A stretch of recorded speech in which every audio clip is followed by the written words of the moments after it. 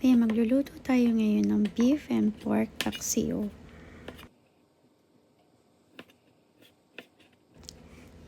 Yan, i-slice ko na po yung natirang beef at saka yung pork. Yan po yung gagawin nating beef and pork paksiw.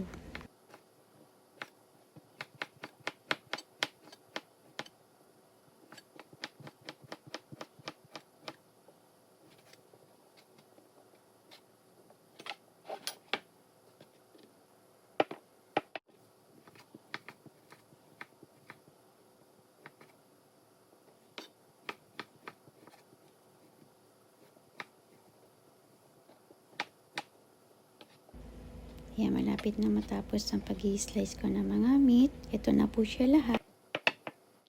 Ngayon, ready ko na yung pan. Nilagyan ko na ng oil. Nilagyan ko na siya ng garlic. Halo-haluin. Pagkatapos, talagyan natin siya ng sibuyas.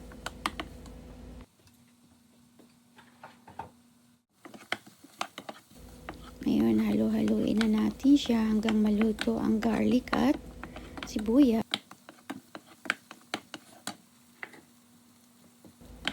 Tapos niyan, pag naluto na yung sibuyas at bawang, lalagyan na natin ang mga meat.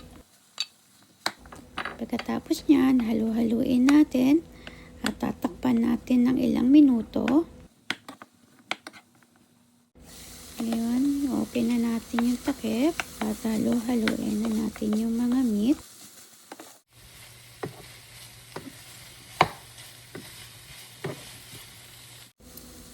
Pagkatapos natin halo-haluin, lalagyan na natin siya ng Mang Tomas or brown sauce.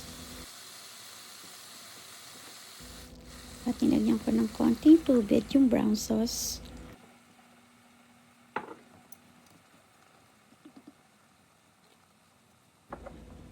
Tapos halo-haluin muna natin.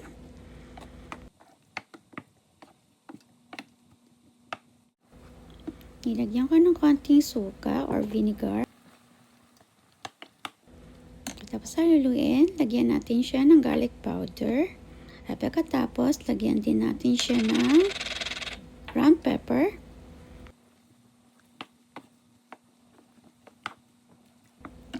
Pagkatapos i-mix, lagyan natin ng konting sugar.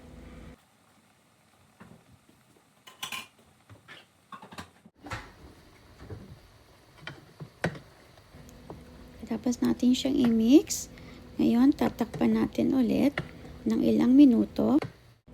Ibuksan na natin at lalagyan natin siya ng beef cube. Then, halo-haluin ulit natin siya.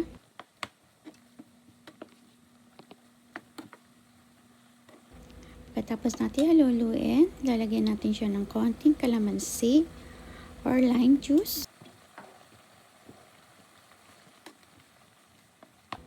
Kaya maglalagay ako ng magic sarap seasoning. Optional lang po yan kung gusto nyong lagyan.